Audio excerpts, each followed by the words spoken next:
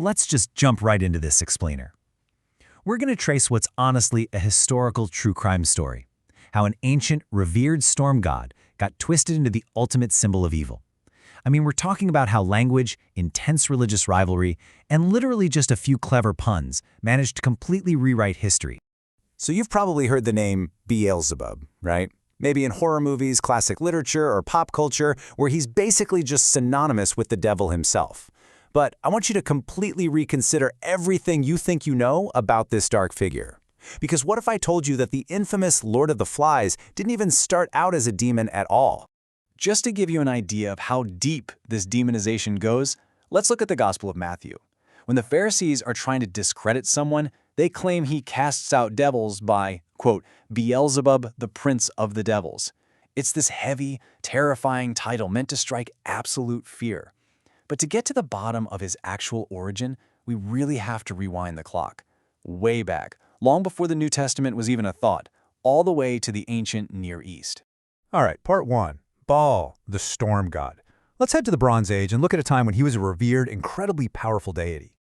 Okay, first things first. Baal wasn't actually a proper name originally. It was really just a Northwest Semitic everyday word meaning lord, master, or sometimes husband. Think of it as a respectful honorific title. It was most famously given to the primary Canaanite storm and fertility god, a guy whose actual real name was Hadad. But over time, the title Baal just kind of stuck and became totally synonymous with the god himself. Now, thanks to the Ugaritic texts, these amazing clay tablets discovered by archaeologists in modern-day Syria, we know that in the ancient Baal cycle, this god was absolutely not a villain. He was the hero of the story. He was the guy bringing the life-giving rain that the ancient Canaanites literally needed to survive and grow their crops. They praised him as the mighty rider of the clouds. He fought Yam, the chaotic sea, and absolutely conquered Mot, the god of death and drought, all while wielding lightning bolts like a giant divine mace. He was the ultimate champion of order and agricultural life.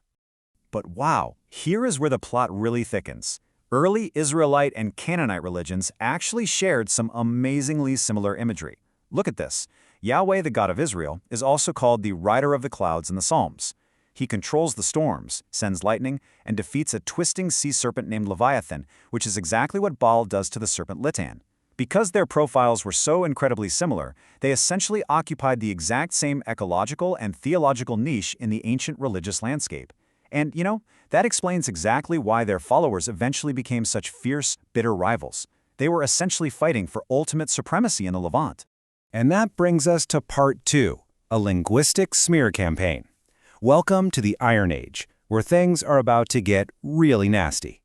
When you have two very similar gods competing for the exact same worshippers, a literal theological smear campaign is bound to happen. And their weapon of choice? A pun. Seriously. Over in the Philistine city of Ekron, there was a really prominent local manifestation of the god known as Baal-Zebul. That translates to the majestic Lord the Prince, or Lord of the High House. Well, Hebrew scribes wanted to discredit this rival god, right? So, they made a tiny, almost microscopic linguistic tweak. They swapped the L for a B, turning Zebul into Zebub. And just like that, Lord the Prince became Baal-Zebub, the Lord of the Flies. It's wild. By just slightly altering that Canaanite title, they used a clever little pun to reduce a majestic cosmic sovereign into a master of dung and pestilence. We actually see this exact piece of propaganda enter the historical record right there in the Hebrew Bible. In 2 Kings, the Israelite king Ahaziah gets injured and sends messengers to consult this foreign god.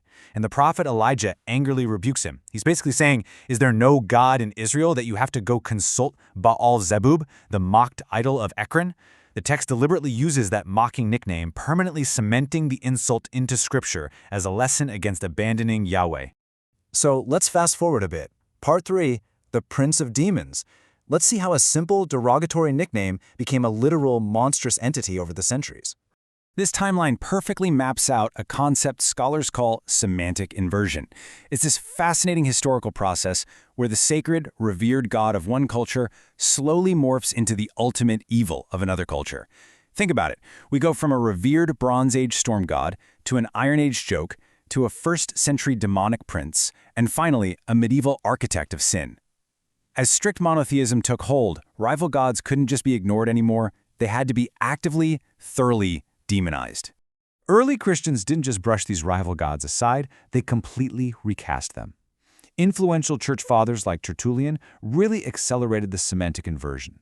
They formally argued that pagan gods weren't just fake statues made of stone and wood. No, they were actual, literal, demonic frauds posing as gods just to steal worship away from the true God.